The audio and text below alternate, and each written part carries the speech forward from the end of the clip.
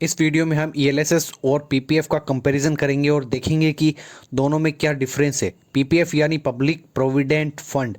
PPF India में ATC के under tax saving option में से एक है। टैक्स पेयर्स के बीच पीपीएफ की पॉपुलैरिटी के कई रीज़न है।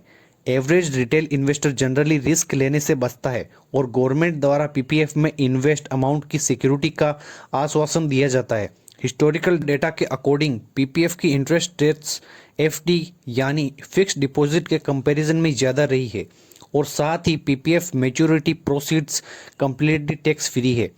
अब ईएलएसएस भी लास्ट कुछ ईयर्स में रिटेल इन्वेस्टर्स के बीच काफ़ी पॉपुलर रहा है, जिसका रीज़न है पीपीएफ की तरह ईएलएसएस भी आईटी एक्ट 1961 के द्वारा एटीसी के तहत टैक्स डिडक्शन क्लेम करता है। हालांकि पीपीएफ के अपोजिट ईएलएसएस मार्केट से जुड़ा हुआ है और ये बाजार के जोखिमों के अधीन है। ईएलएसएस में 3 इयर्स का लॉक इन पीरियड होता है, जो धारा एटीसी के तहत आने वाले विकल्पों की श्रेणी में सबसे कम है।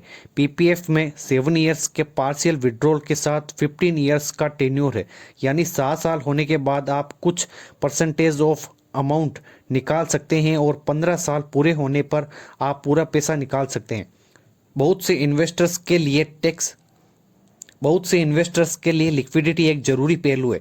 टैक्स सेविंग का मतलब ये नहीं है कि आप अपने पैसे को लॉन्ग टाइम तक लॉक इन करके रखें। पीपीएफ की मिनिमम ड्यूरेशन 15 साल है और 7 साल पहले आप पार्शियल विड्रॉल भी नहीं कर सकते।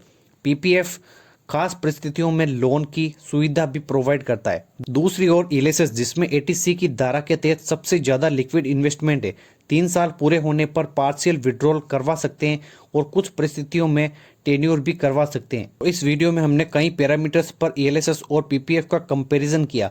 पीपीएफ और ईएलएसएस दोनों ही टैक्स फ्रेंडली हैं। हालांकि ईएलएसएस इन्वेस्टमेंट मार्केट रिस्क के अंडर है, लेकिन पीपीएफ के कंपैरिजन में ईएलएसएस बेहतर प्रॉफिट और ज़्यादा लिक्विडिटी प्रोवाइड करता है।